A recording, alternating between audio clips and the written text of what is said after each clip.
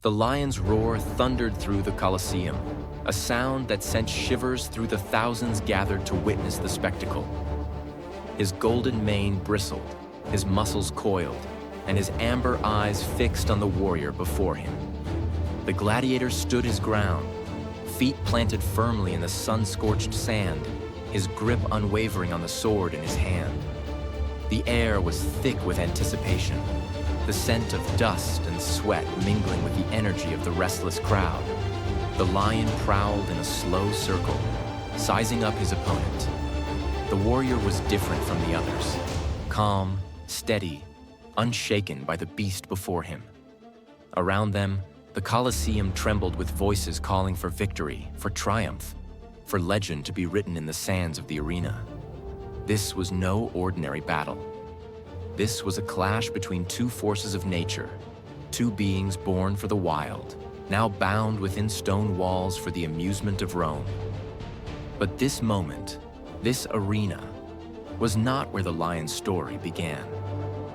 Far from the great city, beyond the reach of walls and chains, beneath the endless golden sky of Africa, he had been a ruler of the wild.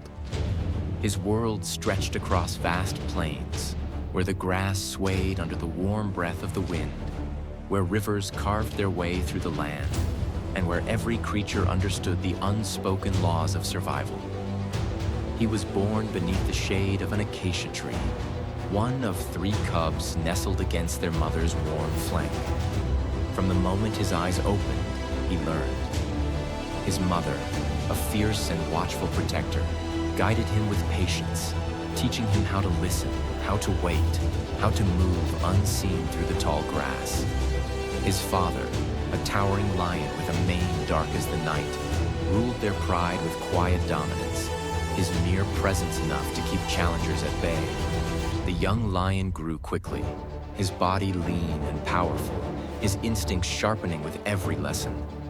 By his 2nd year, he had taken down his first zebra, the thrill of the chase awakening something deep within him. A hunger not just for food, but for mastery. As he grew, he became a force to be reckoned with.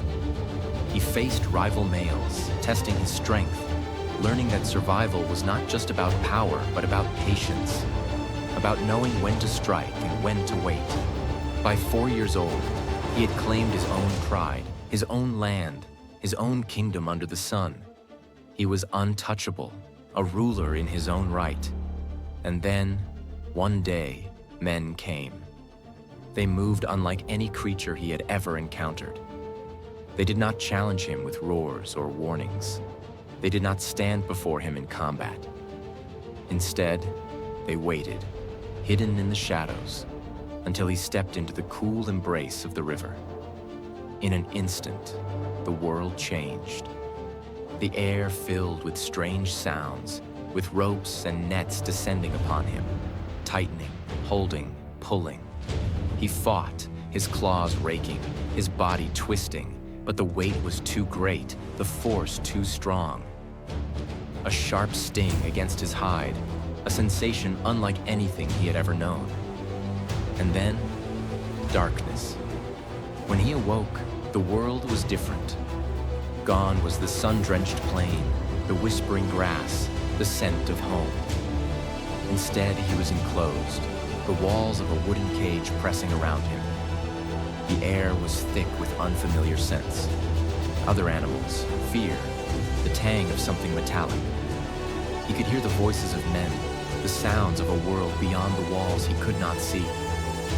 The days blurred together in a journey that seemed endless, the ground shifting beneath him as he was moved from land to sea, from the familiar to the unknown. When the cage doors finally opened again, the sunlight that touched his fur was not the same. The sky above him was vast but unfamiliar, the heat of the land different from what he had known. The streets of Rome stretched around him, filled with voices, with movement, with a life unlike anything he had witnessed before. And towering above it all stood the Colosseum, a monument of stone and shadow, its walls hiding the world that awaited him. His first steps into the arena were met with a roar that shook the ground. Thousands of voices rose at once, filling the sky with a sound that was neither warning nor welcome. The ground beneath him was not earth, but sand, warmed by the relentless sun. The scent of other creatures lingered in the air. Some he recognized, others he did not. But the message was clear. This was a place where battles were fought, a place where he was expected to fight. At first, he was weak. The journey had taken its toll, his body thinner than it had ever been. His strength dimmed but not extinguished. When the gates opened and the men came, he moved on instinct, his body reacting before his mind could catch up. He faced warriors armed with weapons, their movements sharp and precise, their faces unreadable.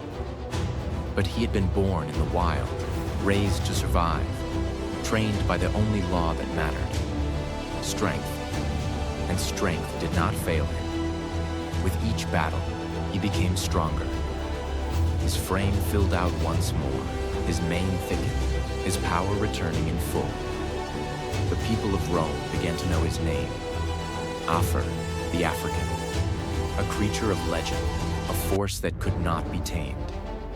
He faced opponents of every kind: warriors, beasts from distant lands, challengers who stood before him with determination but could not match the raw power he carried in every movement. And then, the day arrived.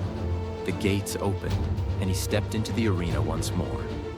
But this time, the warrior standing before him was different. The air between them was charged with something unspoken, an understanding that went beyond words. The gladiator did not tremble.